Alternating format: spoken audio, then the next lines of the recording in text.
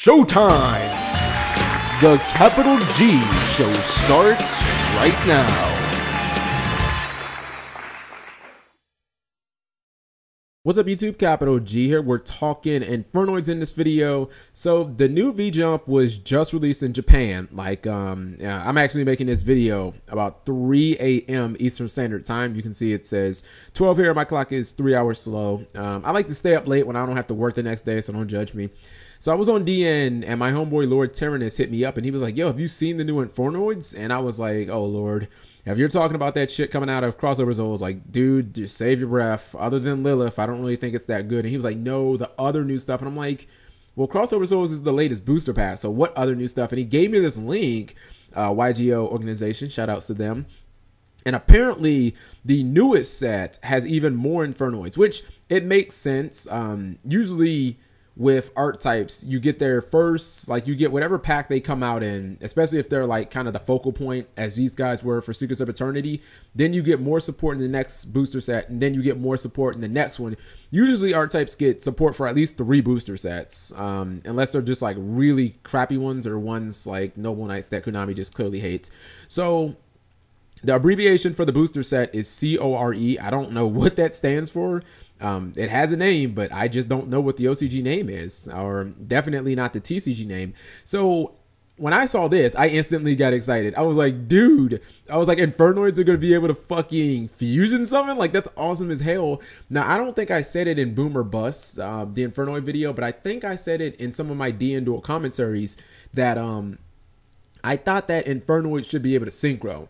I thought that Antra and the level 1 that's coming out in Crossover Souls, like, I thought they should be tuners, and I thought that they should be able to adjust their levels, because like if you look at Infernoids, all the monsters are like randomly different levels, you know, like Hammerdeek is level 3, Antra is level 2, Patu is like level, I think he's 4, you know what I mean? Like Antandel is 8 and Stydamus is 7. And it's like, that's the characteristics of a synchro deck. If you look at Yang Zing, Bixie, and Chiwin, and like all the monsters are like randomly different levels, because the concept is to add them up in different, to basically be able to add them up in different varieties so that you can get different number, or so that you can get different level synchros. You know what I mean? If you add them up to 7, you summon Baxia. If you add them up to 8, you summon something else. Wait, no, I think Baxia is 8 and the dark one is 7. But you get what I'm saying.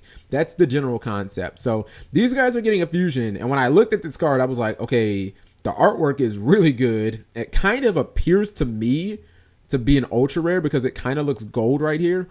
I knew it was Infernoid just by the fact that it was fire, and it kind of looks like Lilith. And I mean, the stats on this motherfucker are crazy. 3400, 36. Like, you'll never run this card over in defense mode pretty much ever.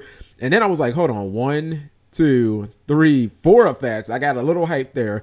It appeared to me to be 11 stars. I mean, that there would be 1 more star here. I may have miscounted, but anyways, meet Infernoid Tiara. I like how they kept the name simple, by the way. It is a level 11 Fire Fiend. Again, those are all characteristics of Infernoid, being Fire and Fiend. 3400, 3600. The stats are incredible. That's definitely not something I question.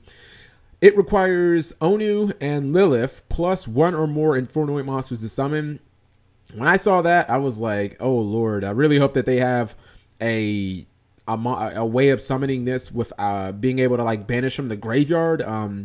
Mainly because I mean, Onu takes 3 cards to summon, and then Lilith takes 3 cards to summon 2, and then having to use more Infernoids on top of that. Like, oh Lord, I don't know how viable that is.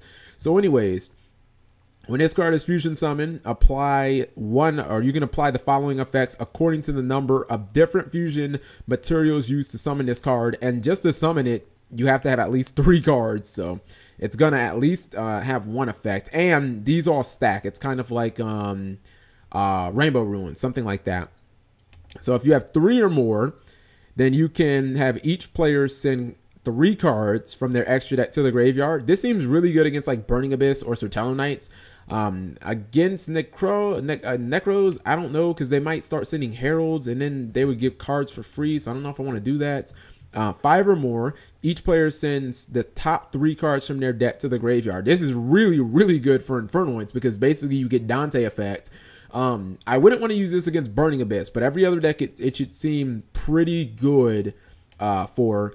Like it seems pretty good for you and not so good for your opponent. Again, unless you're playing Burning Abyss and they might like mill a Skarm or something like that. You wouldn't want that. 8 or more monsters.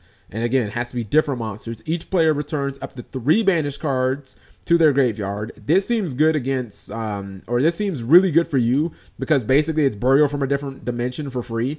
It only would be bad against Necros because when they cycle their spells, then they banish monsters and you don't want them to basically be able to keep looping you. And then 10 or more, both players send all cards from their hands to the graveyard. And that seems really good against everything that isn't Burning Abyss. So, to me, this card has a bunch of different effects. I like that they stack. The stats are amazing. The summoning conditions seem kind of impossible. I honestly just wish that this card was either or. I wish all of them weren't both players because some of these effects seem really, really good for you, but then they could also be really good for your opponent. Like I would love to just get a free burial and get a Dante effect. You know what I mean? Like that seems really, really good. So I wish that they were, you know, either player. I wish that they were like optional for you or your opponent or something like that. Then there's another Infernoid.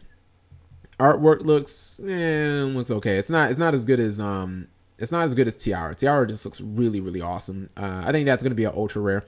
It's called Infernoid Decatron, and it's a level 1 fiend tuner. That's what I'm talking about. See, Konami totally watched my videos, and they were like, dude, let's make some tuners. It's 500 attack, 200 defense, and here's the kicker. If this card is normal or special summoned, which as soon as I read that, dude, I had to pause. I was like, oh my god. Infernoids get normal summon now? Like, that's fucking awesome because you know that Vanities was the fucking bane of this deck. It's like you couldn't even play Yu-Gi-Oh! If somebody hit you with Vanities. Okay, so going on with the effect, you can send 1 Infernoid monster from your deck to the graveyard except itself. This card gains levels equal to that level or equal to that monster's level. The card name becomes the same as that monster and it gains the same effects. This card is amazing.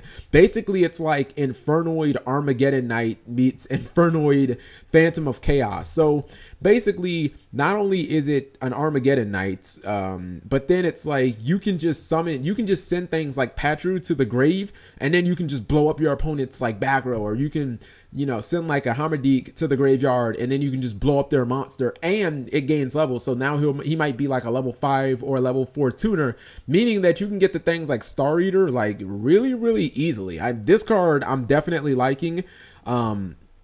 I think if they give the deck more support like this, players won't have to rely on reasoning so much, but this is what I'm a fan of. This is pretty much exactly what I was talking about. Tuners that can change their levels. Having a built-in Foolish Burial seems really, really good. And then I think we have one more card. I can't tell what that artwork is. I can't really tell at all. It's called Void Dream. It's a continuous spell card. All Inferno monsters you control with an original level of 2 or higher become level 1, and all battle damage they inflict to your opponent becomes half. Okay, that seems kind of weird. I don't really know how I would use that. It basically shrinks the levels down of all your monsters to like level 1. So I don't know. You can send this face-up card to the graveyard.